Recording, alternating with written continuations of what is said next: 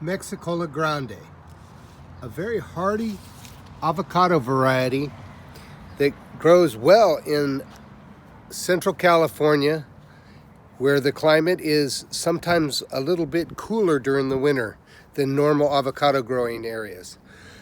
Here in Modesto, we get usually 26 or 27 as the lowest temperature for the year. Mexicola grande, once established, rarely sees any damage.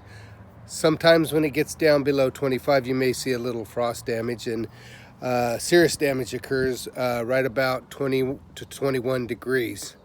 I remember in 1989, it got down to 18 degrees here in Modesto. My trees were froze all the way back to large trunk diameter. Anyway, let me tell you a little bit about the Mexicola grande. As you can see by this fruit that I haven't quite picked yet, it's not quite ripe, with a little bit of green on it. The Mexicola grande are best when they are 100% black. The fruit is delicious in that it's very nutty tasting, quite a bit of oil. This fruit, one of the disadvantages is that it sometimes scars a little bit when it's hanging on the tree. The skin is very thin and it's actually edible. The meat is very nutty, oily, and quite tasty for guacamole. Not so good as slicer, but this tree of mine is a Mexicola grande, the original one. I also grafted a queen avocado on it. It hasn't fruited yet, but is doing quite well. I've never seen any damage on it. This part is the queen part.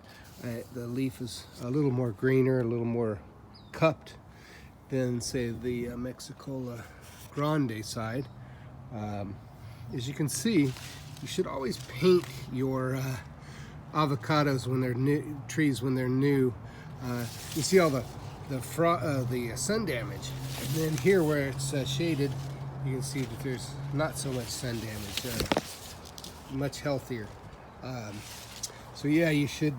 I like to plant my avocados in a raised bed. So much root rot, it seems like, with the types of potting soils that the growers put the avocado seedling in, and it seems like the darn thing rots so quickly in the ground. So what I do is I build these small raised bed areas, and they take off so much faster, and the drainage generally is really good when you do that. I also like to put bark and allow the leaves and whatnot to fall down into the tree well there where I plant it. So yeah, if you guys want to try an avocado in an area that's not normally it's normally a little too cool for most varieties, such as a Hass, you should try a Mexicola grande.